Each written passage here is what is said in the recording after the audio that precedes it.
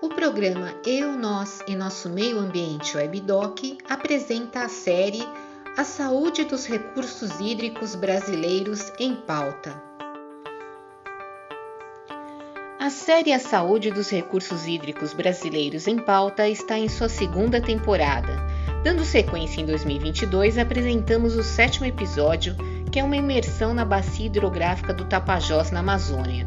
Nosso entrevistado é Flávio Montiel, responsável pela organização da recente publicação Tapajós sob o Sol pela International Rivers, na qual é diretor do Programa da América Latina. Montiel é sociólogo formado pela Universidade de Brasília e tem especialização em desenvolvimento sustentável na Amazônia na Universidade de Londres. Flávio, obrigada pela participação no programa Eu, Nós e o Nosso Meio Ambiente Webdoc. E a pergunta, que eu vou te fazer agora é justamente qual é a principal conclusão obtida no estudo Tapajós sob o Sol? E qual foi realmente a motivação para o enfoque nesse tema? Bom, obrigado, Sucena. É um prazer estar aqui com vocês. E, de fato, assim, a conclusão é bem diversa, né, do estudo obtido, né, mas a principal delas, né, é que a gente precisa conservar, né, a gente precisa preservar a riqueza, a diversidade sociocultural, ambiental, né, econômica, né, valorizar as iniciativas que permitem o bem viver, né, das comunidades, né, ribeirinhas, né, tradicionais, das comunidades indígenas, né, porque a noção de bem viver delas é diferente, né, da nossa noção de bem viver, né? Nós temos uma concepção de viver que é um viver muito baseado, né, na indústria de consumo, né? E o bem viver deles tem outra conotação, né? Uma conotação vinculada à natureza, uma conotação em que a natureza mesmo faz parte da infraestrutura deles, né? do que eles precisam para o bem viver, né? A conclusão, né, é que a gente precisa pensar num modelo de desenvolvimento da Amazônia, né, e não para a Amazônia, né? Todos os projetos externos, né, principalmente megaprojetos que foram realizados, né, na bacia amazônica, né, eles não trouxeram, né, muitos benefícios, né, para as populações locais da região, né? E então a motivação maior, né, foi poder trazer ao público, né, a importância dessa bacia, né? Ela está entre as 3 maiores bacias, né, da Amazônia, né? E é composto assim por um mosaico, né, de unidades de conservação, né, de terras indígenas, assentamentos agrários, né, que na prática mantém a floresta em pé, né? Se a gente for ver quais as áreas hoje mais conservadas e preservadas na Amazônia, né, são justamente as terras indígenas e as unidades de conservação, além daqueles corredores ecológicos, né, que permitem a ligação com uma e outra, além de terras ainda não destinadas, né? E também, assim, o estudo ele procura também mostrar, né, apontar as ameaças, né, que existem hoje em vários pontos da bacia, né? O estudo mostra também algo que é desconhecido, né, para a grande maioria da população, né, que são centenas de sítios arqueológicos que estão espalhados na bacia, né? Muitos deles que ainda sequer foram pesquisados, né? E esses sítios remontam já de mais de 4.000 anos atrás, né? Apesar da presença humana, né, na região, datar de já de 10.000 anos atrás, né? E essa riqueza toda, né, ela também, né, corre o risco de ser destruída, né, em função de grandes projetos, né, de infraestrutura, de mineração, né? E também devido ao desmatamento acelerado que a gente tem, hoje já é possível perceber que em alguns pontos da floresta ela deixou de absorver o carbono, né? E aí podem trazer graves consequências, né, quando a gente pensa em mudanças climáticas, né, com a diminuição do papel crucial que a Amazônia tem e desempenha na regulação climática, né? E dentre as pressões, né, quais as principais pressões na bacia do Tapajós? E a gente fazendo uma referência, o que isso infere na saúde hídrica, né? na pujança, né, desses rios, né, a gente sabe que tem um sério prejuízo também à saúde humana, né, em decorrência disso. Isso. Bom, existem vários tipos de pressões, né? A International Rivers, ela tem um histórico, né, de envolvimento junto às populações locais, às populações indígenas, né, relacionadas à construção de hidrelétricas, né, de barragens, né? A gente tem hoje um conjunto, né, de hidrelétricas que já fazem parte da bacia do Tapajós, que envolve outros rios, né, formadores do Tapajós, né, como o rio Telespires e o rio Juruena, onde você tem um conjunto muito grande, né, de hidrelétricas, né, que já pressionam, né, a bacia, né, e isso tem um impacto direto no fluxo hidrológico dos rios, né, e nos seus ecossistemas aquáticos associados, né, como nos igarapés, né, nos igapós, né, nos lagos, nas lagoas, né, porque de cara você tem o rompimento, né, do fluxo hidrológico com o rio livre fluindo, o que garante, né, a manutenção de várias espécies de peixes, né, e que você tem, só como exemplo, né, você tem a dourada, que é um peixe que tem o maior fluxo migratório do planeta, né? Ele sai dos Andes e vai até a foz do rio Amazonas, né, percorrendo mais de 11 mil quilômetros para poder fazer o seu ciclo de vida, né, de reprodução, né? E assim como na bacia do Tapajós, você tem também peixes que percorrem, né, mais de 3 mil quilômetros, né, para poderem ter o seu ciclo reprodutivo garantido, né? Então, e isso impacta diretamente também na qualidade da água, né? Porque com o bloqueio das águas, né, você cria um volume, né, de matéria orgânica decomposta no chão, né, no fundo dos reservatórios, né, onde eles propiciam, né, a emanação de gases efeito estufa, né, como o metano, né, que é 80 vezes mais poluente, né, mais pesado do que o carbono, né? Então, aquele mito de que as hidrelétricas, né, são uma energia limpa, né, é bem contraditório, né, porque, além de dar um impacto, né, no fluxo hidrológico, ele gera impacto no ar também, na atmosfera, e gera um impacto principalmente, né, para as populações que dependem diretamente dos rios, né, como, por exemplo, a segurança alimentar dessas populações, né, uma vez que a pesca fica diretamente impactada, né? E os rios também, né, eles não são apenas fonte de recursos naturais, né, para as populações tradicionais, né? Eles são também fontes de inspiração cultural, né? Eles são lugares sagrados, né? Na cachoeira de Telespires, quando construíram, inundaram, né, as Sete Quedas, que era uma área de ritual sagrado, né, dos indígenas, né? E isso levou, inclusive, a várias pessoas, né, do grupo indígena a terem depressão, né, a pensar em suicídio, né, por essa falta de conexão com os seus antepassados, né, com os seus rituais, né, porque para eles a vida veio dos rios, né? E, Fábio, a gente sabe que são vários tipos de pressões, né? Tem as hidrelétricas, as grandes, né, obras que atingem a equitiofauna, né, como você citou, e também tem a questão da extração do ouro, né, e o mercúrio que é utilizado, que isso principalmente tem afetado, né, o povo Munduruku, entre outros, Yanomami, em relação à Amazônia, né? Eu gostaria que você falasse um pouco o que o livro traz de contribuição sobre esse tema em especial. Sim, o estudo ele aborda, né, a atividade garimpeira ilegal, né, e aí fazendo uma distinção clara, né, do que é legal do que é ilegal, né, sendo que o ilegal ele não significa aquela atividade de garimpo artesanal, né, que é aquela que você faz com a batela, né, dentro do rio, né, deixando a água passar e tirando as pepitas de ouro que, né, porventura você encontra, né? O garimpo ilegal hoje que ocorre na Amazônia, ele tem um impacto direto, né, com a contaminação de mercúrio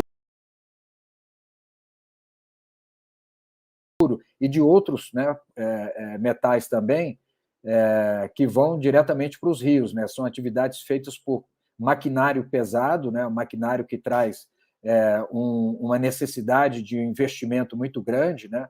Portanto, a gente tem que separar, né, aqueles trabalhadores, né, que vivem em condições, né, quase similares ao escravo, né, e que não têm nenhum benefício, né, diretamente, né, dessa atividade, em contraposição a quem são os grandes exploradores, né, e que vivem disso, né, e que têm um vínculo dessas atividades, né, com outras atividades ilegais, né, como o narcotráfico, por exemplo, né?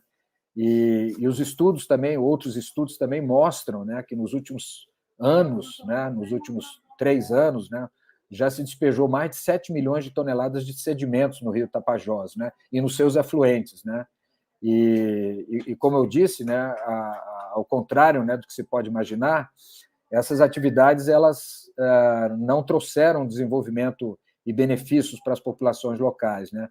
A Firjan ela tem um estudo que mostra que entre as cidades menos desenvolvidas do país, né, estão aquelas cidades de Itaituba e Jacareacanga, que são os 2 maiores polos de extração de ouro da Amazônia.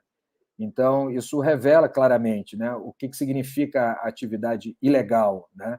E esse garimpo já, né, aumentou mais de 300% a degradação dentro da terra indígena Munduruku, no Tapajós, né? E o ouro extraído, né, termina na mão de grandes empresas, né, como aquela gigante italiana, né? E tem outro estudo também que mostra, né, que a contaminação por mercúrio já atingiu 100% dos Munduruku, né?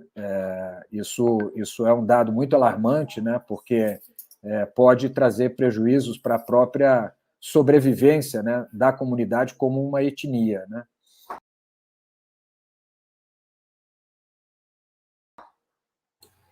Bom, a gente percebe assim que são males que às vezes não tem como reverter, né? Como é que você vai fazer com que reverta a incidência, né, no organismo, né, desse mercúrio? A gente sabe que tem dados também da Fiocruz, né, estudos da UFOPA, né, de outras universidades, né, também da região amazônica, né, falando sobre esse comprometimento da saúde, né? E que caminhos, né? Que caminhos de recuperação ecossistêmica, né? E também, enfim, de toda essa região da Bacia do Tapajós é possível? O que o livro contribui também nesse aspecto? Bom, primeiro, assim, pensar, né, na natureza, né, como parte, né, do processo de infraestrutura necessária para o desenvolvimento das populações, né? A gente fala aqui em desenvolver alternativas com soluções baseadas na natureza, que é um procedimento que você usa, né, para a restauração de centros urbanos, né, para a elaboração de centros de pesquisa, né, para a elaboração de centros de estudos, né, onde, né, saber, né, um pouco mais, né, sobre essa diversidade, essa riqueza que a gente tem, né, na Amazônia e como essa riqueza pode ser explorada de forma sustentável e em conformidade com os interesses, né, das suas principais populações, né? A bioeconomia, por exemplo, ela gera mais riqueza, né, para essas populações do que a pecuária, por exemplo, né? 1 hectare de floresta manejada, e que permanece em pé, portanto, ela permanece com o seu ciclo ativo, né? Ela rende 10 vezes mais do que 1 hectare de pasto, né? Hoje, a média de pasto na Amazônia, de produtividade do gado, é 1,5 cabeça por hectare, né?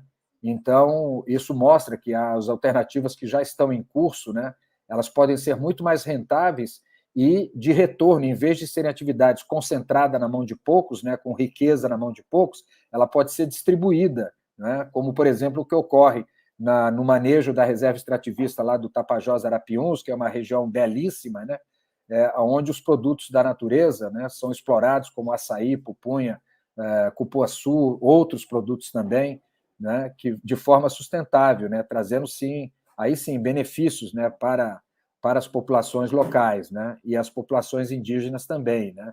A atividade do ecoturismo, a atividade, né, do turismo em geral, né, ela gera muito mais emprego e renda, né, do que o garimpo, né.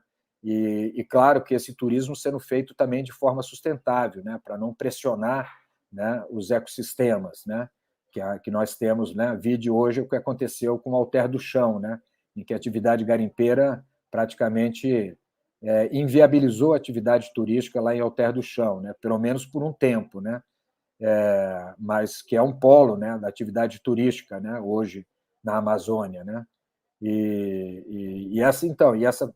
Essa riqueza toda, né, ela pode estar ameaçada por essas atividades predatórias, né? Então a gente acredita muito, né, e a International Rivers tem trabalhado nesse sentido, né, para poder garantir que as populações possam, né, garantir o seu bem viver de forma harmônica, né, com a natureza, né, tendo a natureza como a sua né, o seu centro de vida, né, ao contrário do que aquela visão, né, antropocêntrica, né, em que o homem está no centro das coisas e a natureza está ali só para servi-lo, né, a visão ecocêntrica, né, ela traz uma visão de que a natureza que é o centro, né, a natureza que é um ser vivo e que dela, né, dependem todos os demais seres, incluindo aí a espécie humana, né.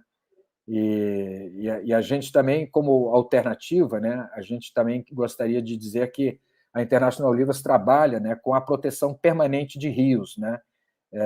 Para isso a gente vem trabalhando, né, com uma coalizão que a gente está construindo, né, com várias outras organizações e discutindo uma proposta de um projeto de lei direcionado à proteção permanente dos rios, né. Essa proposta ela, né, poderá ser apresentada, né, na próxima legislatura do Congresso para que a gente tenha mais um instrumento permanente de defesa dos rios, né? Tanto rios que já são degradados, né, como os rios que estão, né, já impactados, como aqueles rios que são livres e que ainda não foram impactados, né? Separando eles por categorias de importância sociocultural, socioeconômica, socioecológica, né? E a partir daí definindo como importantes, né, para a preservação permanente, né? Então isso é um outro trabalho também que a gente vem desenvolvendo enquanto organização. Essa proposta ela seria um adendo à Política Nacional de Recursos Hídricos?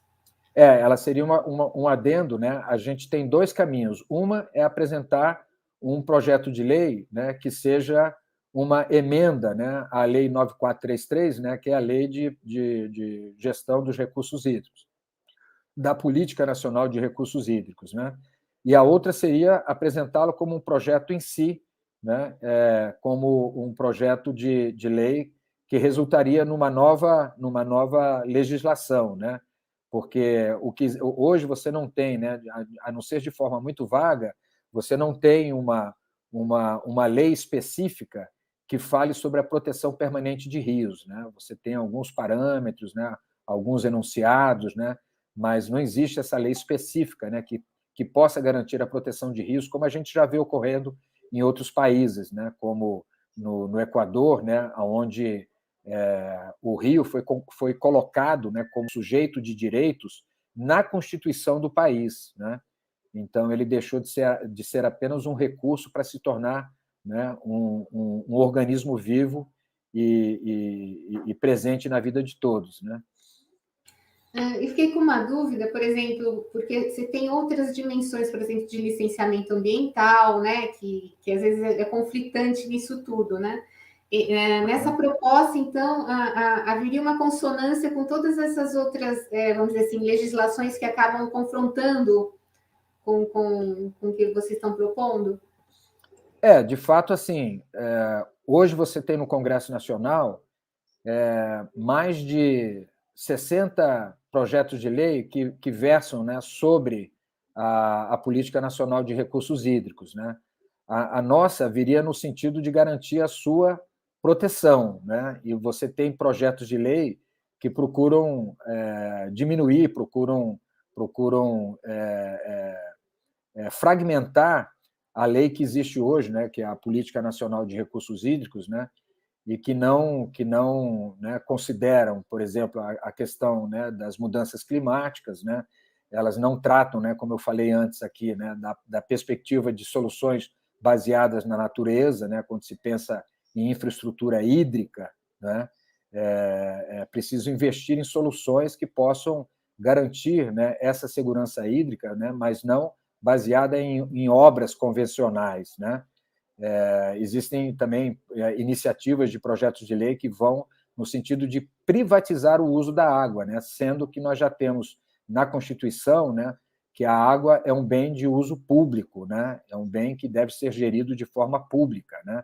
E não de forma privada, né? Então, existem iniciativas dentro do Congresso, né, que trazem, né, que procuram fragmentar a atual legislação, que foi construída de forma muito democrática na época, né? Inclusive, esse ano fazem 25 anos, né, de lei nacional, né, que a gente chama de Lei das Águas, né?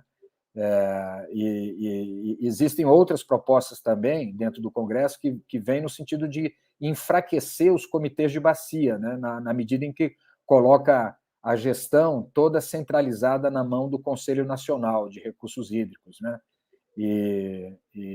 Enfim, né? São várias iniciativas e a nossa iniciativa ela vem justamente no sentido de contrapor ao que vem aparecendo dentro do Congresso, né? A nossa proposta ela não só trabalha com a lei, né, das águas, né, no sentido de fortalecer a lei das águas, mas também no sentido de fortalecer a lei de crimes ambientais, né? A 9665, né?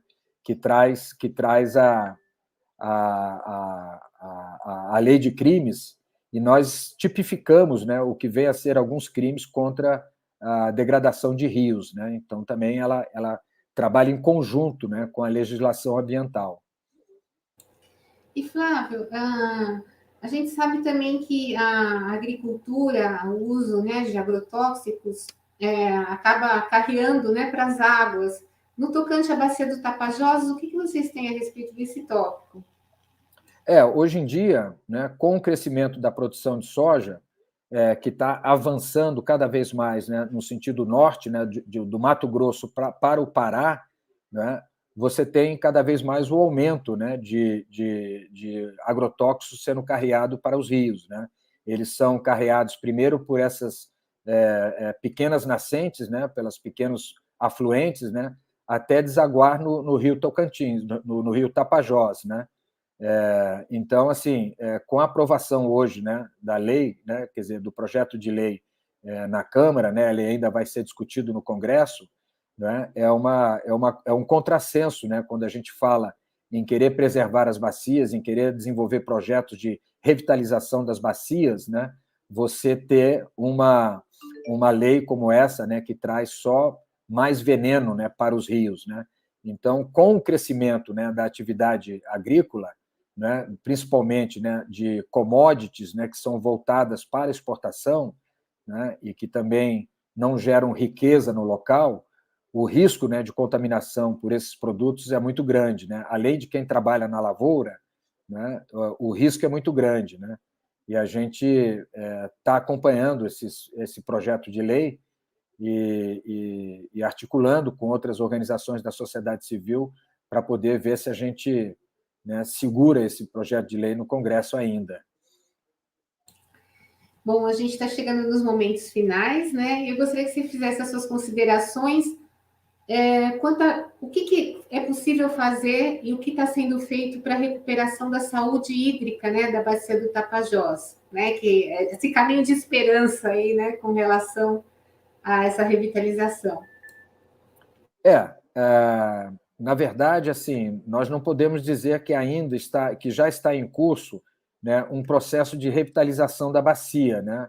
Nós estamos trabalhando no sentido de ainda estabelecer parâmetros para que possa haver uma compensação ambiental, né, e medidas de mitigação né, dos impactos, né, já daquelas obras que já foram construídas, né, como, por exemplo, no Rio Telespires, foram construídas 4 hidrelétricas, né, de grande porte, né, Telespires, Sinop, São Manuel, que impactaram tremendamente, né, elas não levaram em consideração os estudos de impacto ambiental e o posicionamento colocado pelas populações indígenas, né, e pelas populações tradicionais, né?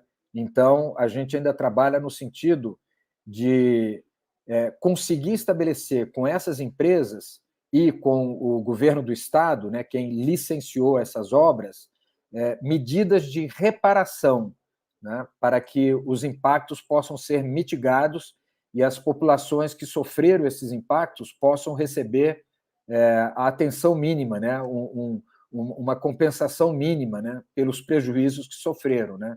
Nós já tivemos, pelo menos, né, da época da construção das hidrelétricas para cá, já se vão mais de 7 anos, mais de 100 mortandades de peixes, né, ocasionados justamente pela quebra desse fluxo hidrológico, né. Então, né, nós ainda estamos numa fase ainda muito inicial, né, ainda não estabelecemos medidas concretas, né, de restauração, de recomposição, né, dos ecossistemas, né? Mas a ideia é que a gente possa chegar lá através dessas medidas de compensação, né? As medidas de compensação, elas podem resultar em projetos, né, projetos justamente voltados à restauração das bacias, né? E só para a gente concluir, né, dentro da Bacia do Tapajós há projetos de PCHs, né, de pequenas centrais, e são muitas, né, e a gente sabe que cada central ela vai interrompendo o fluxo, né, do rio. Gostaria que você falasse um pouquinho a respeito disso, porque sinaliza a probabilidade de futuro, o que isso afetaria, né, em todo o ecossistema da bacia, né? De fato, é um risco muito grande, porque quando se fala em pequenas centrais hidrelétricas, né, se fala em centrais de 30 megawatts para baixo, né? Só que esses 30 megawatts já significam um impacto considerável, né, junto a uma mesma bacia ou mesmo rio, né? Nós temos já mais de 10 PCHs, né, existentes no rio Juruena, né, que é um dos principais afluentes do Tapajós, e nessas, né, 10 PCHs, você tem o que a gente chama de efeito sinérgico e cumulativo, onde o impacto de uma vai carreando o impacto para a hidrelétrica seguinte e prejudicando ainda mais esse fluxo hidrológico, né? A gente tem, né, uma diversidade de espécies muito grandes, né? Inclusive o Rio Tapajós é formado por rios que nascem nas serras, né? Portanto, bastante encachoeirados, né? Daí o interesse, né, econômico, né, de se fazer as PCHs, né? No entanto, elas trazem, né, esse impacto muito grande por serem várias represas colocadas uma após a outra, né? E às vezes com distância entre uma e outra de apenas 10 quilômetros, né? Ou seja, com uma dificuldade do rio poder se recompor novamente, mesmo se tratando de uma pequena hidrelétrica, né? Às vezes, quando você tem 10 PCHs, né, como essas, colocadas num mesmo rio, elas podem trazer um impacto tão grande quanto a usina de Belo Monte no Rio Xingu, não é? Então, e existem hoje projetos, né, que estão previstos, né, como a hidrelétrica, né, de Castanheira, que seria praticamente na foz do rio Juruena, com o rio Telespires, né, e mais 40 projetos de PCHs previstos na região. Então, isso realmente comprometeria o fluxo hidrológico dos rios, né, os seus ecossistemas associados, né, e é importante que se diga, né, que essas PCHs, né, elas não são previstas, né, não foram construídas, né, e nem serão construídas para atender a demanda local, né, por energia, né? Você vê Tucuruí, só depois de 30 anos, né, da construção de Tucuruí que foi chegar energia proveniente de Tucuruí para a população local, né? Só após 30 anos, né? E essas PCHs, elas são voltadas para atender a demanda pela produção do agrobusiness, né? Do agronegócio. Então, elas não são voltadas para atender a carência, a demanda do interior brasileiro, do rural, né? E aí essa demanda vem justamente pela expansão, né, que o agronegócio já vem demandando cada vez mais, né? Então, é essa a nossa preocupação, né? E é contra isso que a gente está trabalhando, né? Para que a gente possa garantir que essas PCHs não sejam construídas. Bom, gratidão.